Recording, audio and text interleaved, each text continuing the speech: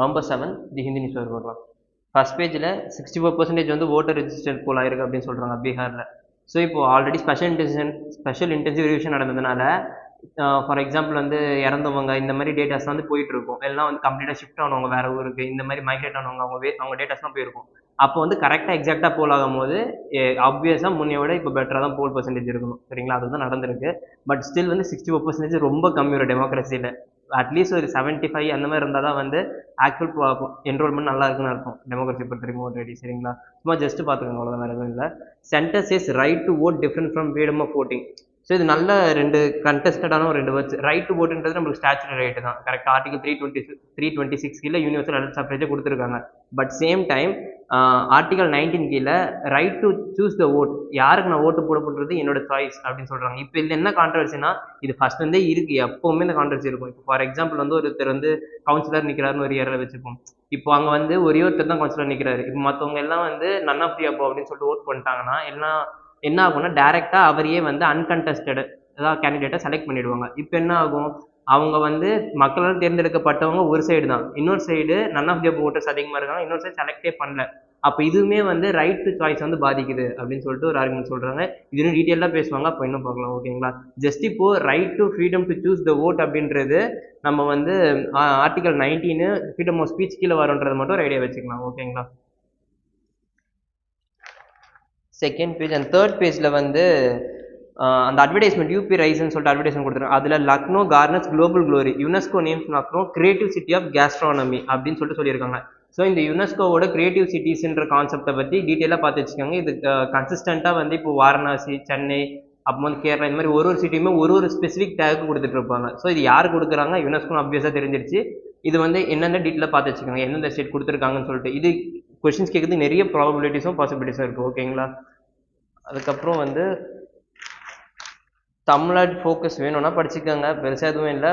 9th வந்து woman cricket வச்சும் லைட்டாக சொல்லியிருக்காங்க பேஜ் நம்பர் 9th, வேணும்னா பார்த்துக்கோங்க, ரொம்ப இம்பார்ட்டன்ட்லாம் இல்லை நமக்கு. ஓகேங்களா, நெக்ஸ்ட்டு வந்து பேஜ் நம்பர் 11 சவுத்தில் first PSLV made by private firms to be unveiled. So private ஃபார்ம்ஸோட கான்ட்ரிபியூஷன் வந்து எங்கே வருது, இஸ்ரோவில் வந்துட்டு இருக்கு அப்படின்றது ஒரு முக்கியமான ஒரு இன்வெஸ்ட்மெண்ட் ஸ்ட்ராட்டஜியாகவும் பார்க்கலாம். ப்ளஸ் வந்து அட்வான்ஸ்மெண்ட்டாக அடையிறதுக்கு நிறைய சான்சஸ் தான் இருக்குது. இப்போ நம்ம கம்யூனிகேஷன் சேட்டலைட் லான்ச் பண்ணோம்ல November 2 நினைக்கிறேன். ஸோ அந்த லான்ச் பண்ண சேட்டலைட்டுமே வந்து கிட்டத்தட்ட வந்து 80 to 85% காம்பனன்ஸ் வந்து ப்ரைவேட் கம்பெனிஸும் டொமஸ்டிக் கம்பெனிஸ் இந்தியன் கம்பெனிஸ் தான் வாங்கியிருக்கேன்னு சொல்கிறாங்க. ஸோ இண்டிஜினைசேஷனும் நடக்குது, அதே டைம் வந்து டெக்னாலஜிக்கல் இன்ட்ரூஷனும் நடக்குது அப்படின்றது தான் இது.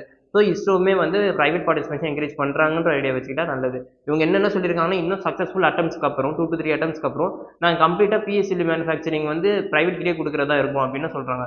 ஸோ நல்ல இனிஷியேட்டிவ் தான், அது பேக் ஃபயர் ஆக சான்ஸ் இருக்குது. பட் ஆனால் கிரியேட்டிவிட்டி கொண்டு வரதுக்கு நிறைய ஆப்டமிஸ்டிக் வேஸும் இருக்குது. ஓகேங்களா,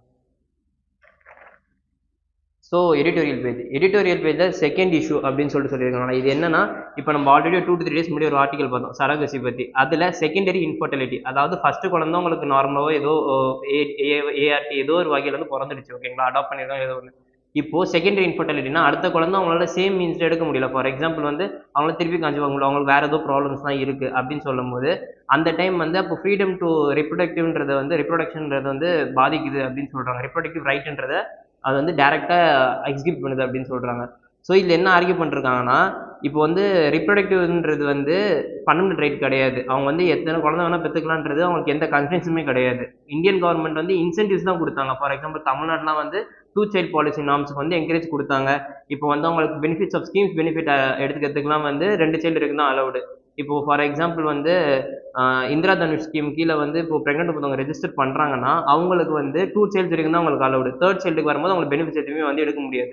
ஸோ இந்த மாதிரி ரெஸ்ட்ரிக்ஷன்ஸ்லாம் கொண்டு வந்தாலுமே டேரெக்டாக வந்து கவர்மெண்ட் 2 child தான் வச்சுக்கணும், 3 child தான் வச்சுக்கணும் எக்ஸிபிட் பண்ணல. ஓகேங்களா, ஸோ இப்போ இது என்ன ஆகுதுன்னா, டேரெக்டாக வந்து இப்போது இந்த மாதிரி வந்து செகண்டரி இன்ஃபர்டிலிட்டின்னு வரும்போது இங்கே வந்து சரகசின்ற திருப்பி ஒரு கான்செப்ட் எடுத்துகிட்டு வரணுமா, இல்லை வந்து அது எந்தளவு வந்து பாதிக்கும் அப்படின்னும் சொல்கிறாங்க. ஓகேங்களா, என்ன சொல்கிறாங்கன்னா வந்து இன்னும் பெட்டரானா வந்து ஏஆர்டி இல்லைனா அடாப்ஷன் மாதிரி வழிக்கு போகிறது என்னதான் இருந்தாலும் நேச்சர் ஹைஸ்ன்றது ஒரு கொஸ்டின் மார்க்காகவே தான் இருக்குது இந்தியன் சொசைட்டியை பொறுத்த வரைக்கும். தென் இதில் வந்து ஒரு வார்த்தை விடுவாங்க ஃப்ரோசன் எம்ப்ரியோஸ் அப்படின்னு சொல்லிட்டு. இந்த ஃப்ரோசன் எம்ப்ரியோஸ்ன்றது என்னன்னா, எம்ப்ரியோவை ஃப்ரோஸ் பண்ணி வச்சுப்பாங்க ஃபியூச்சர் பர்பஸ்க்காக. ஏஆர்டி இந்த மாதிரி டெக்னாலஜி யூஸ் பண்ணும்போது ஏஆர்டி ஐவிஎஃப் எதில் யூஸ் பண்ணாலுமே சரி ஃபியூச்சர் பர்பஸ்க்காக ப்ரிசர்வ் பண்ணி வைப்பாங்க. ஸோ அது என்னன்ற கான்செப்ட் பார்த்துக்கோங்க, அது எதுவும் இல்லை, லிக்விட் நைட்ரஜனில் ஸ்டோர் பண்ணி வைப்பாங்க. ஓகேங்களா, அவ்வளோதான், வேறு எதுவும் கிடையாது. Next justice in food. So justice in ஃபுட்னா ஈட் லேண்ட்ஸ் ஸ்டடி இருக்கு. இவங்க லேண்ட்ஸ் வந்து எல்லா ஃபீல்ட்லையுமே வந்து ஸ்டடி பண்ணுவாங்க. மேஸ்ட்டாக என்விரான்மெண்ட், ஃபுட் இந்த ரிலேட்டடாக அதிகமாக படிச்சு நிறைய ரிப்போர்ட்ஸ் விடுவாங்க. ஸோ இதில் என்ன சொல்லியிருக்காங்கன்னா வந்து நம்ம ஏற்கனவே தெரிஞ்ச கான்செப்ட் தான், நம்ம கிட்ட ஃபுட் சர்ப்ளஸாக ஃபுட் வந்து நிறைய டிஸ்ட்ரிபியூட் பண்ணிட்டு இருக்கோம் நம்ம. பட் ஆனால் இன்னுமே வந்து என்ன சொல்றதுன்னா நியூட்ரிஷனாக வந்து ரிச்சாக இருக்கா அப்படின்றது ஒரு கொஸ்டின் மார்க்காக இருக்கு. அதே மாதிரி அஃபோர்டபிலிட்டி. இப்போ ஃபார் எக்ஸாம்பிள் எல்லாருமே சீரியல்ஸ்ல இருந்து பல்சஸ்க்காகவும் மற்ற விஷயத்துக்காகவும் போயிட்டு இருக்காங்க. அப்படி போக கொள்ள அந்த பல்சஸோட ரேட்டும் இல்லை வந்து மற்றதோட ரேட்டுமே ரொம்பவே எக்ஸ்பென்சிவாக இருக்கும் compared to serials. For example வந்து நம்ம 1 kg அதில் வாங்குறதுக்கு இல்லை வாங்குறது 2 to 3 times ரேட் வித்தியாசம் இருக்கு. அப்போ யார் அஃபோர்டபுள் யார் பண்ண முடியுதுன்னா ரிச் தான் பண்ண முடியுது. அப்போ நார்மல் மாசஸால அது பண்ண முடியல. அப்போ அதுக்கேற்ற மாதிரி அஃபோர்டபிலிட்டி கொண்டு வந்தா நியூட்ரிஷன் ரிச்சான ஃபுட் எடுத்துட்டு போய் சேர்த்தா இன்னும் பெட்டரா வந்து சொசைட்டி எவால்வ் ஆகும், இன்னும் பெட்டரா வந்து ஹியூமன்ஸ் பெனிஃபிட் ஆவாங்க, இன்னும் ஹெல்த் வந்து பெட்டரா இருக்கும் அப்படின்னு சொல்லிட்டு இந்த ஆர்குமெண்ட் பண்றாங்க. ஓகேங்களா. நெக்ஸ்ட் வந்து ரீட்ரா welfare architecture place a UBI in the center. So universal basic income, பாரபட்சம் பார்க்காம எல்லாருக்குமே இன்கம் கொடுக்கணும் அப்படின்றது தான். ஓகேவா. ஸோ இப்போ யூனிவர்சல் பேசிக் இன்கம் பார்க்கும்போது இது வந்து ஏற்கனவே ரொம்ப 2-4 டிகேட்ஸுக்கு மேலே இருக்க ஒரு ஆர்குமெண்ட் இது. நம்ம அதுக்கு பதில் தான் வந்து எம்ஜி நாயக்கான ஒரு கான்செப்ட் வச்சு ஒரு ஸ்கீம் கொண்டு வந்தோம். இந்த மாதிரி நிறைய விஷயம் கொண்டு வந்திருக்கோம். இதில் என்ன டிஸ்கஸ் பண்ணுறாங்கன்னா மொத்தம் ஒரு 7 பாயிண்ட்ஸ் டிஸ்கஸ் பண்ணுறாங்க. ஃபர்ஸ்ட் என்ன சொல்கிறாங்கன்னா வெல்ஃபேர் ஸ்கீம்ஸோட இன்எஃபிஷியன்சி சொல்கிறாங்க. எதுக்காகனா இப்போ ஒரு எம்ஜி நரேகாவாக இருக்கட்டும், டைரக்ட் பெனிஃபிட் ட்ரான்ஸ்ஃபராக இருக்கட்டும், இது எல்லாத்தையுமே வந்து கேஷ் ட்ரான்ஸ்ஃபர் நடக்குதுல்ல, அதில் ஏகப்பட்ட கோஸ்ட் பெனிஃபிஷியர்ஸ் இருக்காங்க. நிறைய பேர் வந்து லேண்ட்லார்ட்ஸு இல்லை மிடில் மேன்ஸும் வந்து நல்லா கன்சியூம் பண்ணிக்கிறாங்க அப்படின்னா சொல்லி நிறைய பார்த்தோம். டிபிடி அதை கம்மி பண்ணிச்சுன்னு பார்த்தோம். பட் ஆனால் ஸ்டில் வந்து அங்கே லகுனேஜ் இருக்க தான் செய்யுது. ஸோ இவங்கன்னா யூனிவர்சல் பேசிக் எல்லாருக்குமே காசு கொடு, அப்போ ஏன் மற்றவங்க எடுத்துக்க போகிறோம் அப்படின்ற மாதிரி ஒரு கான்செப்ட். நெக்ஸ்ட் என்ன சொல்கிறாங்கன்னா இது வந்து இந்த காசு கொடுக்கறதுனால அவங்களுக்கு சோஷியல் ப்ரொடெக்ஷனுமே கிரியேட் ஆகும். அவங்களுக்கு வந்து இப்போ எக்கனாமி டவுனில் இருக்கும்போதோ இல்லை ஃபார்மர்ஸ்க்கு வந்து விவசாயம் சரியாக போகலனாலும் அந்த டைமில் இந்த இன்கம் அவங்களுக்கு பெனிஃபிட்டாக இருக்கும் அப்படின்னு சொல்கிறாங்க. ஸோ இதில் வந்து இப்போது கின்னி கோஎஃபிஷியன்ட் வச்சு எடுத்து பார்த்த ஹவுஸ் ஹோல்டு எக்ஸ்பெண்டிச்சர் கணக்கு எடுக்கும். கின்னி கோஎஃபிஷியன்ட் என்னன்னு பார்த்துக்கோங்க, கின்னி இண்டெக்ஸ் என்னன்னு பார்த்துக்கோங்க. இதை வச்சு ஹவுஸ் ஹோல்டு எக்ஸ்பெண்டிச்சர் எடுப்பாங்க. ஸோ இந்த ஹவுஸ் ஹோல்டு எக்ஸ்பெண்டிச்சர்லையுமே என்ன சொல்லியிருக்காங்கன்னா அது வந்து ஒரு ஹவுஸ் எவ்வளோ வந்து எக்ஸ்பெண்டிச்சர் பண்ணுது, ஆனால் ஒருத்தவங்க இன்கம் பேஸ் பண்ணி இது கிடையாது. ஸோ ஹவுஸ் எக்ஸ்பெண்டிச்சர் வந்து ஒரு எக்கனாமியோட ரைட் டேர்ம் வந்து இருக்காது. எதுக்குன்னா வந்து அதோட எக்கனாமிக் ப்ராஸ்பரிட்டியை மெஷர் பண்ணுறதுக்கு இல்லை எக்கனாமிக் ஈக்குவாலிட்டியை மெஷர் பண்ணுறதுக்கு சொல்கிறாங்க. ஸோ இந்த மாதிரி விஷயம் எல்லாமே வந்து ஒரு ப்ராப்ளம். அதே மாதிரி இப்போ குளோபல் ஹாப்பினஸ் இண்டெக்ஸ் எடுத்தாலும் இந்தியா வந்து ரொம்ப புவராக பெர்ஃபார்ம் பண்ணிட்டு இருக்கு. ஸோ இந்த மாதிரி விஷயம் எல்லாமே என்ன சொல்கிறாங்கன்னா இது வந்து அந்தளவுக்கு பெனிஃபிட் பண்ணலாம். யூனிவர்சல் பேசிக் இன்கம்ன்றதை கொண்டு வரணும் அப்படின்றது தான் இவங்க கான்செப்ட். இப்போ இதே வந்து ஒரு ட்ரை பண்ணியிருக்காங்க சேவா அப்படின்னு சொல்லிட்டு, என்னன்னா செல்ஃப் எம்ப்ளாய்டு உமன் அசோசியேஷன், எங்கன்னா மத்திய பிரதேஷில். அவங்க என்ன பண்ணியிருக்காங்கன்னா யூனிவர்சல் பேசிக் இன்கம் ப்ரொவைட் பண்ணால் என்னென்ன பெனிஃபிட்ஸ் இருக்குன்னு ட்ரை பண்ணியிருக்காங்க. அதில் என்னன்னா டேரெக்டாக அது எங்கே இம்ப்ளிமெண்ட் பண்ணா நியூட்ரிஷன் செக்யூரிட்டி. ஃபார் எக்ஸாம்பிள் என்கிட்ட சஃபிஷியண்டாக காசு இருந்துச்சுன்னா இன்னும் வந்து எக்ஸ்ட்ரா நியூட்ரிஷன் ரிச்சான ஃபுட்ஸ் வாங்கி சாப்பிட போகிறாங்க, இன்னும் பெட்டராக ஹெல்த் மெயின்டைன் பண்ண முடியும். ஃபார் எக்ஸாம்பிள் எக் டர்ம் எடுத்துக்கிறது, இந்த மாதிரி விஷயம் எல்லாமே வந்து அவங்களுக்கு பெட்டராக இருந்திருக்கு. அதுக்கப்புறம் வந்து சேம் யூனிவர்சல் பேசிக் இன்கமே வந்து ஃபின்லாண்டு, கென்யா மாதிரி, ஈரான் இந்த மாதிரி எல்லா விஷயத்துலையுமே வந்து என்ன சொல்லியிருக்காங்கன்னா அவங்க general and basic food security and வந்து எக்கனாமிக் இன்செக்யூரிட்டி ரெண்டுமே வந்து அது வந்து டிஃபெண்ட் பண்ணி பெட்டராக பண்ணியிருக்கு அப்படின்னு சொல்கிறாங்க. ஸோ இப்போ என்னன்னா இங்கே ஒரு கிரிட்டிசம் கூட கொடுத்துருக்காங்க. இந்த மாதிரி நீங்கள் மெயினாக சோஷியல் ஜாப்ஸ்லாம் இருந்தீங்கன்னா யூஸ்ஃபுல்லாக இருக்கும். ஸ்ருதி கபிலா அப்படின்னு சொல்கிறவங்க கிரிட்டிசைஸ் பண்ணி என்னன்னு சொல்லியிருக்காங்கன்னா இந்த ஃப்ரீபி கல்ச்சர் இந்த மாதிரி விஷயம் இருக்குல்ல, எலெக்ஷன் அஜெண்டாவை நோக்கி பண்ணுறது, பாப்புலிஸ்டிக் மெஷர்ஸ் எல்லாமே வந்து யூனிவர்சல் பேசிக் கொடுத்தா கர்டைல் ஆகும். ஏன்னா இவங்க கவர்மெண்ட் வந்து ஃப்ரீயாக கொடுக்குறேன்னு சொல்லும் போது மக்கள் ஏன் வந்து ஓட் போட போகிறாங்க. இதுவே அந்த டைமில் அவங்களுக்கு வந்து நாங்கள் இன்கமே ஆல்ரெடி எல்லாமே ப்ரொவைட் பண்ணிட்டு இருக்கு, அப்போ அவங்க ஃப்ரீ பீஸ் காசப்பட மாட்டாங்க. அப்போ அவங்க கவர்மெண்ட் எதை சூஸ் பண்ணுவோம், பீப்புள்ஸ் வந்து எதை சூஸ் பண்ணுவாங்கன்னா எந்த கவர்மெண்ட் வந்து எஜுகேஷனோ ஹெல்த்தோ இல்லை மற்ற செக்டரில் டெவலப்மெண்ட் கொண்டு வர நம்பிக்கை இருக்கும் அதை தான் சூஸ் பண்ணுவாங்க. ஸ்டில் பாப்புலிஸ்டிக் மெஷர் நோக்கி பீப்புள் ஓட மாட்டாங்கன்றதை ஆர்கியூ பண்ணுறாங்க. சரி, இது நல்லா இருந்துச்சு, இந்த இது யூஸ் பண்ணிக்கிறதும் பெட்டர் ஆப்ஷன். ஓகேங்களா. ஃபார் எக்ஸாம்பிள் மெயின்ஸில் எத்திக்ஸ் எல்லாத்தையுமே யூஸ் பண்ணலாம், இது நல்ல விஷயம். ஓகேங்களா. நெக்ஸ்ட் வந்து பார்த்தீங்கன்னா சேம் இதுவே தான். ஸோ இப்போ இது வந்து நம்ம இந்தியாவில் பாசிபிளா அப்படின்னு சொல்லிட்டு பார்த்தோம்னா இந்தியாவோட கிட்டத்தட்ட வந்து யூனிவர்சல் பேசிக் இன்கம்னா இருக்கிறதே லோவஸ்ட் பாவர்ட்டி இன்கம் இருக்கும்ல, அந்த என்ன லெவல் வந்தால் 7,000 சம்திங் வரும். ஸோ அந்த 7,000 ரேட்டை கொடுக்கணும்னா இந்தியா கிட்டத்தட்ட அதோட 5% ஆஃப் ஜிடிபியை செலவு பண்ணணும். இதுன்றது ரொம்ப பெரிய அமௌண்ட் இந்தியாவுக்கு. ஏன்னா நம்ம வந்து எஜுகேஷனுக்கே 2% தான் செலவு பண்ணுறோம், ப்ளஸ் வந்து ரிசர்ச் அண்ட் டெவலப்மெண்ட் 0.4% தான் செலவு பண்ணுறோம். இந்த மாதிரி இருக்கும்போது இந்த அமௌண்ட் ரொம்ப ஹியூஜாக இருக்கும், நம்மளால செலவு பண்ண முடியாது. அப்போ இவர் என்ன சொல்கிறாங்கன்னா வல்னரபிள் குரூப்ஸ்லேருந்து கொண்டு போங்க, ஃபர்ஸ்ட் உமன்ஸு, அதுக்கப்புறம் வந்து யாரெல்லாம் பாவர்ட்டியில் ரொம்ப அடிவாங்க, இந்த மாதிரி கொண்டு போய் ரேஷனலாக அதை இன்க்ரீஸ் பண்ணால் பெட்டராக இருக்கும் அப்படின்னு சொல்லிட்டு சொல்லியிருக்காங்க. ஸோ இது லைட்டாக பார்த்துக்கலாம். ஓகேங்களா. Next phase of SIR rolls in case of Assam. So இது என்னன்னா என்ஆர்சி தான், நேச்சுரல் ரெஜிஸ்டர் ஃபார் சிட்டிசன் சொல்கிறாங்களா. என்ன என்ஆர்சினா என்ன, அசாமுக்கு அதுக்கு என்ன கான்ட்ரிபியூஷன் சொல்லிட்டு பல டீட்டெயிலான டாபிக்ஸாக இருக்குது, நிறைய கிரிட்டிசிசமும் இருக்குது. ஸோ வந்து இது தனியாக கூட செப்பரேட்டாக வந்து ஒரு ஆர்டிகல் வந்து இது பார்த்துக்கலாம் ஓகேங்களா. என்ஆர்சினா என்ன, அது எந்த அளவு வந்து அசாமில் பாதிச்சிருக்கு, சிட்டிசன்ஷிப்புக்கும் அதுக்கு எந்த ரிலேஷன்ஸ் இருக்குது எல்லாமே பார்த்துக்கலாம் ஓகேங்களா. ஸோ இங்கே என்ன சொல்கிறாங்கன்னா, இப்போ என்ஆர்சி மாதிரி வந்து அசாம்லேயும் வந்து எஸ்ஐஆர் மாதிரி வந்து அசாமில் எடுத்தால் என்ஆர்சி டேட்டா வச்சு எடுக்கலாம். ஏன்னா என்ஆர்சி தான் வந்து சுப்ரீம் கோர்ட் கைடன்ஸ் கூட கம்ப்ளீட்டாக பண்ண ஒரே ஸ்டேட்டில் ஒரே சர்வே அதுதான் அப்படின்னு சொல்லிட்டு சொல்கிறாங்க ஓகேங்களா. Next are AI based tools mental health helpful or harmful. So இங்கே என்னென்னா வந்து இப்போ 2 பேரும் ஆர்கியூ பண்ணுறாங்க என்னென்னா, இந்த ஏஐ பேஸ்டு மென்டல் ஹெல்த் வந்து எந்த அளவு வந்து பாதிக்குது அப்படின்னு சொல்லிட்டு. ஃபார் எக்ஸாம்பிள் ஃபஸ்ட்டு வந்து இவங்க ஒரு ஆப் பீக் மைண்ட் அப்படின்னு சொல்லிட்டு ஒரு ஆப் இருக்குது. ஸோ இந்த ஆப் என்னென்னா வந்து ஸ்டூடெண்ட்ஸ் இருக்காங்களே, ஸ்டூடெண்ட்ஸோட மென்டாலிட்டி வந்து பாதிக்குது. அப்படி ஃபார் எக்ஸாம்பிள் என்ன, இப்போ ஸ்டூடெண்ட்ஸ் வந்து ஏதாவது ஐடியா வேணும், எனக்கு வந்து டிப்ரெஷனாக இருக்குது, ஸ்டூடெண்ட்ஸ்க்கு என்ன டிப்ரெஷன் இருக்கும்போது ரிலேஷன்ஷிப் ஃபெயிலியராக இருக்கும், இல்லை எக்ஸாம் ஃபெயிலியராக இருக்கும், இல்லைனா எதுவுமே கண்டுக்காமல் அவங்க பாட்டு ஏதாவது பண்ணிட்டு இருப்பாங்க, அதுதான் சரிங்களா. ஸோ இதை ஏஐ டேக் பண்ணால் ஏஐ வந்து ஒரு ரெஸ்பான்ஸ் கொடுக்கும். அது இவங்க என்ன ரொம்ப சொல்கிறாங்கன்னா, ஏஐ வந்து ஒரு பாண்டிங் கிரியேட் பண்ணுற மாதிரி பேசுது. ஃபார் எக்ஸாம்பிள் வந்து உங்களுக்கு என்ன வேணும், நான் இங்கே தான் இருக்கு, உங்களுக்கு ஹெல்ப் பண்ணுவேன் அப்படின்ற மாதிரியே பேசிகிட்டு இருக்கு. ஸோ இது வந்து அந்த மக்களுக்கு வந்து இனிஷியலாக உங்களுக்கு கிராஸ் கொடுக்கும் ஐடியா இருக்கும். பட் ஆனால் என்னதான் இருந்தாலும் அது ஒரு டெக்னாலஜி, அது ஒரு மிஷின், அது ஒரு அல்காரிதம், அது கொடுக்குற ப்ரோக்ராம் அதை பெர்ஃபார்ம் பண்ணணும் தவிர அதுக்கு வந்து ஆக்சுவலாக என்ன மைண்ட் செட்டில் இருக்கான்னு தெரியாது.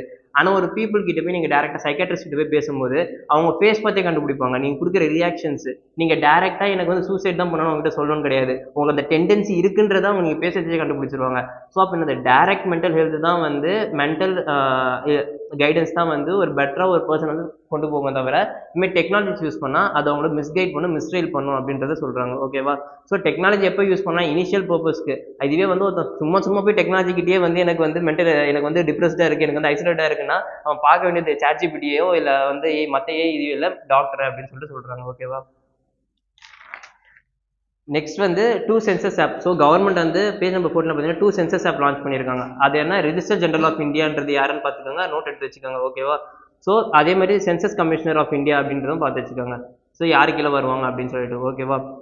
இப்போ என்னென்னா டிஜிட்டல் லேஅவுட் மேப்பு சென்சஸ் 2027 இந்த 2 ஆப்புமே கவர்மெண்ட் லான்ச் பண்ணுறாங்க. எதுக்குன்னா சென்சஸ் 2027 கண்டக்ட் பண்ணுறதுக்கு. ஸோ அதுக்கு சும்மா ஆப் பற்றி பார்த்துக்கோங்க, டீட்டெயிலாக டிஸ்கஷன்ஸ் வரும், அது இன்ஸ்டாலும் பண்ணிக்கோங்க. இன்ஸ்டால் பண்ணி நீங்களும் எப்படி இருக்குன்னு கோத்து பண்ணுங்க சும்மா ஓகேங்களா. ஸோ நெக்ஸ்ட் அப்படியே India to question citizens who worked in Myanmar cyber scam. So cyber 2 days முன்னாடி ஒரு ஆர்டிகல் வந்து மிஸ் அவுட் ஆயிடுச்சு எடிட்டோரியலில். ஸோ சைபர் ஸ்கேம் பற்றி டீட்டெயிலாக ஒரு ஆர்டிகல் கொடுத்துருந்தாங்க. அதில் வந்து பிக் பட்சரிங் அப்படின்னு சொல்லியிருந்தாங்க. பிக் பட்சரிங் என்னன்னா, இப்போ வந்து ஒருத்தவங்க நார்மலாக உங்ககிட்ட பேசி அதுக்கப்புறம் வந்து உங்ககிட்ட ரிலேஷன்ஷிப் டெவலப் பண்ணிட்டு உங்ககிட்ட சும்மா மினிமல் அமௌண்ட்ஸ் கேட்டு அதுக்கப்புறம் ஹியூஜ் அமௌண்ட் கேட்குறது. கிட்டத்தட்ட வந்து மூவிஸ்லாம் பார்த்தா தெரியும், லவ் டுடேல அந்த பிரியா ஸ்வீட்டி அக்கௌண்ட் தான் அது கிட்டத்தட்ட ஓகேங்களா. ஸோ இந்த மாதிரி தான் அது. ஸோ இந்த மாதிரி விஷயம் இருக்குல்ல. ஸோ எப்படின்னா இது வந்து சிட்டிசன்ஸ் வந்து ரொம்ப இன்செக்யூராக கூட்டு போகுது. இப்போ அதே மாதிரி என்னன்னா ஹியூமன் டிராஃபிக்கிங்கும் சைபர் ஸ்கேம் கொண்டு வராங்க. ஃபார் எக்ஸாம்பிள் இங்கேருந்து ஹியூமன் டிராஃபிக் பண்ணிட்டு வெளியூரில் போயிட்டு அவங்கள வேற ஒரு சைபர் டோமில் வந்து ரிப்ளேஸ் பண்ணிட்டு அவங்கள வச்சு டிராஃபிக்கிங் பண்ணுறது. ஃபார் எக்ஸாம்பிள் சைபர் த்ரெட்ஸ் பண்ணுறது, இப்போ இது டிஜிட்டல் அரெஸ்ட் எல்லாமே அது பாட்டில் தான் இருக்குது. ஸோ அதையே வந்து கவுண்டர் பண்ணணும் அப்படின்னு சொல்லி சொல்கிறாங்க ஓகேவா. நெக்ஸ்ட் வந்து பேஜ் நம்பர் 16 வந்து பார்த்தோன்னா ஜிபிஎஸ் ஸ்பூஃபிங், அதாவது ஏர்லைன்ஸில் வந்து ஜிபிஎஸ் ஸ்பூஃபிங் நடக்குதுன்னு சொல்லியிருக்காங்க. ஜிபிஎஸ் ஸ்பூஃபிங்னா என்னன்னு தெரிஞ்சுக்கணும் ஃபஸ்ட்டு. ஸோ இது இந்த மாதிரி டேரக்ட் வச்சு வந்து யூபிஎஸ்சியில் எப்பவுமே வந்து கொஸ்டின்ஸ் கேட்பாங்க. ஸோ ஜிபிஎஸ் ஸ்பூஃபிங்னா என்னன்னா சிக்னல்ஸ் வந்து மிஸ்லீட் பண்ணுறது, ஜிபிஎஸ் சிக்னல்ஸ். ஸோ அது மட்டும் தெரிஞ்சாலே போதும், வேறு எதுவும் கிடையாது. அதே மாதிரி இனர்ஷியல் ரெஃபரன்ஸ் சிஸ்டம் அப்படின்னா என்ன தெரிஞ்சுக்கணும், அது ஜிபிஎஸ் இல்லாமல் கோஆர்டினேட்ஸ் வச்சு கைட் பண்ணுறது ஓகேங்களா. ஸோ அதுவுமே ஏர்கிராஃப்ட் இன்ஸ்டால் ஆயிருக்கும். ஸோ ஜிபிஎஸ்ன்றது மேண்டரி தான், பட் இருந்தாலும் இந்த மாதிரி விஷயத்தை வச்சும் நம்ம வந்து மேனுவலாக கோஆர்டினேட் பண்ணிக்க முடியும் அப்படின்னு சொல்கிறாங்க. ஸோ ஜிபிஎஸ் ஸ்பூஃபிங்னா என்ன, இனிஷியல் ரெஃபரன்ஸ் சிஸ்டம்னா என்னன்னு தெரிஞ்சுக்கோங்க. Next CAG plans to create 2 new categories. So CAG வந்து ரெண்டு புது கேதரிஸ் கிரியேட் பண்ணுறாங்க. எதுக்குன்னா சென்ட்ரல் ரெவன்யூ ஆடிட்டுக்கு, சென்ட்ரல் எக்ஸ்பெண்டிச்சர் ஆடிட்டுக்கு. ஸோ இந்த 2 ஆர்கனைசேஷனும் என்ன பெர்ஃபார்ம் பண்ணுன்றது டீட்டெயிலாக எடிட்டோரியல்ஸ் தான் வரும், அதில் ஃபாலோ பண்ணிக்கலாம் ஓகேங்களா. So next page number 17 India to unveil SAF national policy. So எஸ்ஏஎஃப்னா என்ன, sustainable aviation fuel. So sustainable aviation ஃபியூயல்ன்றது இந்தியா வந்து இப்போ 1 to 2% வந்து 2040 வந்து நாங்கள் பண்ண போகிறோம் அப்படின்ற மாதிரி சொல்லியிருக்காங்க. ஸோ அது ஃபியூச்சர் சஸ்டைனபிள் ஒரு ஃபியூல் கொண்டு வரது தான் ஏவியேஷன் மிக்சரில். ஆனால் நிறைய கண்ட்ரிஸ் 50-40% தான் பண்ணிட்டு இருக்காங்க. அது வந்து எடிட்டோரியல்ஸ் டிஸ்கஷன்ஸ்லாம் வரும், அதை பார்த்துக்கலாம் ஓகேங்களா. ஸோ நெக்ஸ்ட் பேஜ் 18 வந்து பார்த்தோம்னா பிலிப்பைன் வந்து டைஃபூன் அப்படி கல்மேகி அப்படின்னு சொல்லிட்டு அட்டாக் ஆயிருக்குன்னு சொல்கிறாங்க. ஸோ எந்த ரீஜனில் டைஃபூன் சொல்லுவாங்க, எந்தெந்த சைக்ளோன் சொல்லுவாங்க, இந்த மாதிரி ஹரிகேன்ஸ் எங்கே சொல்லுவாங்கன்றத நோட் பண்ணி வச்சுக்கோங்க. யூபிசியில் ரெலவெண்டான டாபிக் பார்க்க வேண்டிய விஷயம் ஓகேங்களா. ஸோ வேறு எதுவும் இல்லை. கீழே வந்து ட்ரம்ப்ஸ் நியூக்ளியர் டெஸ்ட் த்ரெட் அப்படின்னு இருக்குல்ல. ஸோ வந்து அந்த ஃபஸ்ட்டு டெஸ்ட்டாக இருக்கட்டும், அவங்களோட நியூக்ளியர் டெஸ்ட்டாக இருக்கட்டும், இப்போ ஃபர்தராகவுமே வந்து எதுக்குன்னா டேரெக்டாக வந்து வேர்ல்டு வார்க்கு தான் கான்ட்ரிபியூட் பண்ணுது. ஸோ இது வந்து எந்தளவு வந்து மிட்டிகேட் பண்ணும் அப்படின்றதுக்கு நம்ம யோசிச்சு பார்த்துக்கணும். ஓகேங்களா? ஸோ நியூக்ளியர் டெஸ்ட் பேன் ட்ரீட்டின்றது எது கொண்டு வந்தாங்கன்னு நம்மளுக்கு தெரியும். ஸோ இந்த மாதிரி விஷயம் எல்லாமே ஒரு ஐடியா வச்சுக்கிட்டு ப்ளஸ் வந்து நியூக்ளியரோட த்ரெட் மீன்ஸ் பெர்ஸ்பெக்டிவ்ல அதோட கான்சிக்வன்சஸ் என்ன, அது வந்து எப்படி எந்த அளவு இப்போ எஃபிஷியண்டாக இருக்கணும்னு நம்ம பார்த்து வச்சுக்கணும். ஓகேங்களா? நெக்ஸ்ட் ஸ்போர்ட்ஸ் நியூஸில் எதுவும் பெருசாக இல்லைம்மா இன்னைக்கு. அவ்வளோதான். தேங்க்யூ.